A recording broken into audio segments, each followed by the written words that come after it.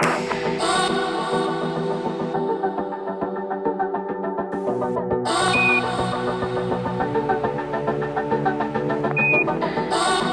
choose to go to the moon in this decade and do the other things, not because they are easy, but because they are hard. Okay, keep the chatter down in this room. Roger. Okay, T1, so they know stay, retro.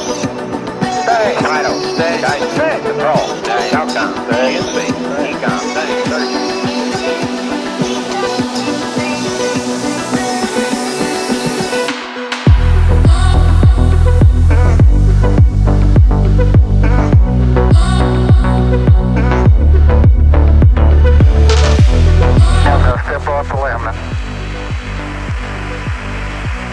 It's one small step for man,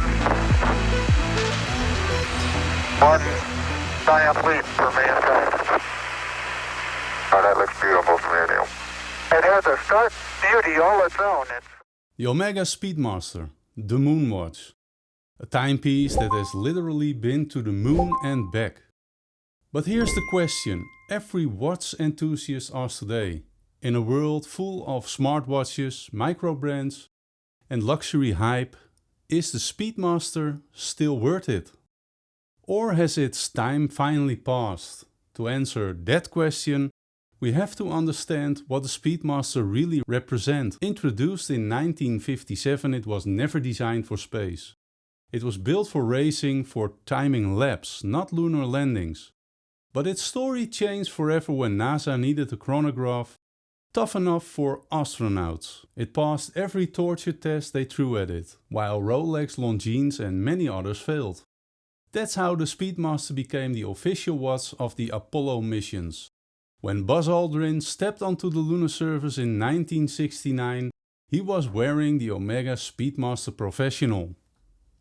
From that moment, the Speedmaster wasn't just a watch, it became history you could wear on your wrist. Now, over 6 decades later, the design remains almost identical. Still the same monochromatic look with the black dial, Hasselite crystal, the tachymeter bezel.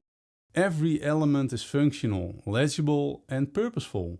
And that's exactly why it still feels timeless. In an era when many luxury brands consistently reinvent themselves, the Speedmaster stays true.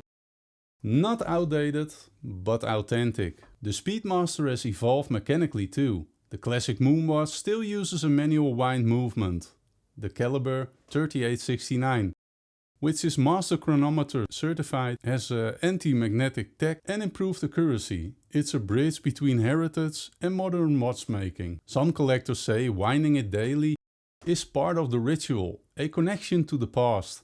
And I fully agree on that. Others prefer the automatic variants like the Speedmaster Racing or the 57 Heritage models.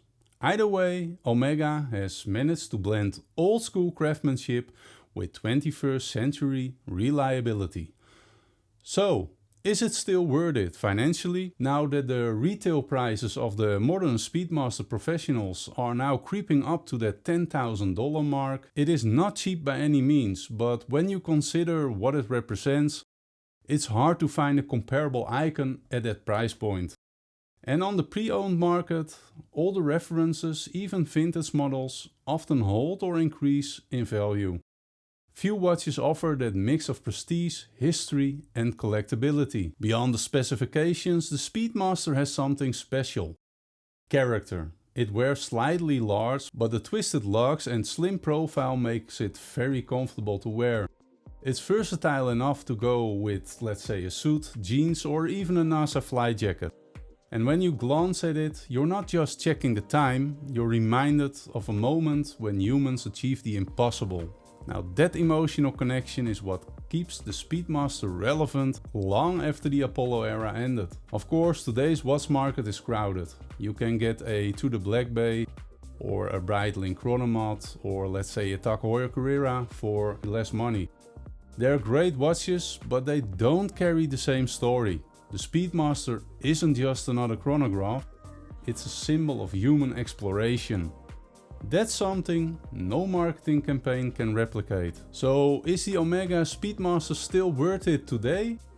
Absolutely, if you value heritage, authenticity and a genuine link to one of humanity's greatest achievements. It's not the flashiest watch, or the rarest, nor the most expensive one, but it's the one that reminds us we can reach for the stars and actually get there. The Omega Speedmaster, not just a watch, a legacy that still ticks 60 years and counting. If you're considering one, go for the version that suits your preferences.